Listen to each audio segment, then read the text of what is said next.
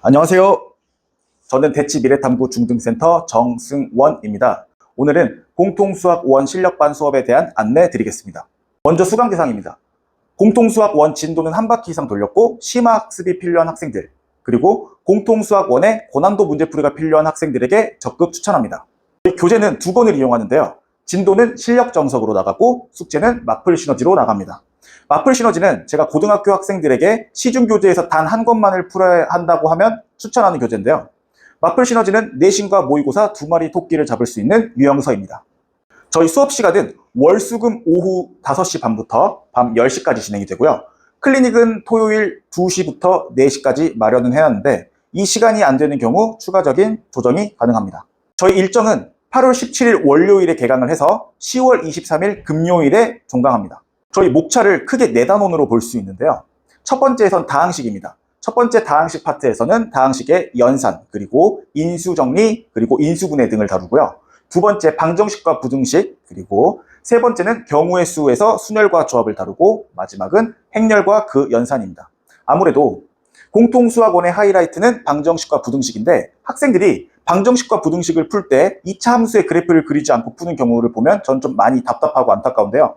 제 수업을 듣는 학생들은 2차 방부등식을 풀 때 2차 함수의 그래프를 통해서 볼 수 있는 관점을 탑재시키는 것을 목표로 훈련합니다. 수업에 대한 특징 말씀드릴게요. 저는 충분한 실전 개념을 설명해 줍니다.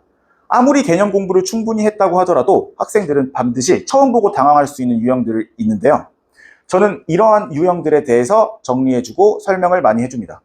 실전 개념을 적용할 수 있는 대표 문제를 수업 때 풀어주고 학생들이 또 숙제로 풀어볼 수 있게 진행하고 있습니다. 실전 개념에 대한 예시를 좀 들어드릴게요.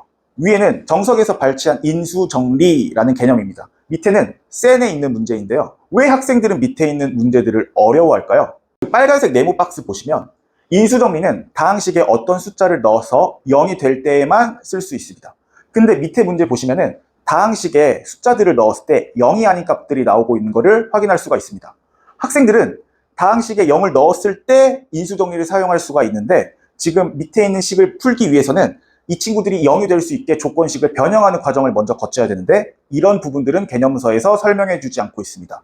따라서 학생들은 본인이 아무리 공부를 열심히 했다고 하더라도 배운 대로 문제를 풀 수 없다는 거에 좌절할 수도 있고 또 수학이 어렵다고 느끼기도 합니다. 저는 이렇게 개념서에서 설명해 주지 않는 실전 개념들을 설명해 줍니다. 두 번째로는 제가 미는 슬로건인데요. 다음에 어떻게 풀지입니다. 학생들의 질문을 많이 받다 보면 이거 나만 공부하는 거 아니야? 라는 생각이 들 때가 있는데요. 제가 이 문제를 아무리 잘 질문을 받아줬다 하더라도 학생들이 과연 비슷한 문제를 다음에 풀 수 있을까에 대한 의문은 있습니다. 저는 학생들이 바로 넘어가지 않고 이해했다고 생각하는 순간 그 자리에서 3번씩 반복해서 보게 합니다.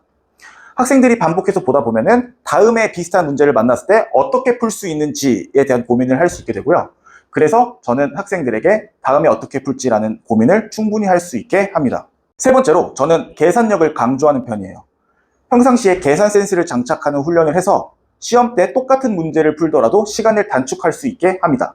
그리고 평상시에 어려운 문제를 끝까지 풀어본 학생이야말로 시험 현장에서도 어려운 문제를 끝까지 풀 수 있겠죠.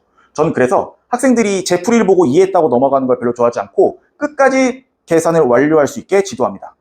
그리고 저는 학생들에게 질문을 받다 보면은 선생님, 자기가 푼 걸 갖고 와서 선생님, 제가 여기까지 풀어봤는데 여기서 어떻게 하면 되는지 좀 알려주세요. 혹은 제가 끝까지 풀었는데 답이 잘 안 나오는데 계산 실수 어디서 했는지를 좀 봐주세요. 라는 질문을 할 때가 있어요. 저는 근데 이런 질문은 환영입니다. 왜냐하면 맞춤 지도가 가능하기 때문이죠.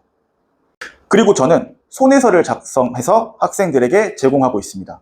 제가 직접 작성한 손해설은 실제 판서랑 크게 다르지 않기 때문에 수업을 놓친 부분이 있거나 결석한 학생들은 이 손해설을 통해서 부족한 부분을 충분히 메꿀 수 있습니다. 그리고 저는 언제든지 질문이 가능한 사람이에요. 정말 새벽 5시여도 상관이 없고요. 제가 자는 시간, 씻는 시간, 수업하는 시간 빼고 언제든지 질문에 대한 응답이 가능합니다.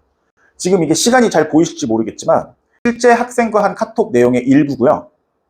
지금 시간을 보시면 새벽 12시부터 밤 2시까지 질의응답이 진행되고 있는 것을 확인할 수 있습니다. 마지막으로 저는 항상 학생들에게 수학의 실력은 스스로 끊임없이 사고해야 늘어난다 라고 얘기를 해요. 학생들이 본인이 치열하게 고민을 하면서 수학의 실력을 도모할 수 있게 제가 옆에서 잘 지도해 주겠습니다. 이상으로 수업 안내 마치겠습니다. 감사합니다.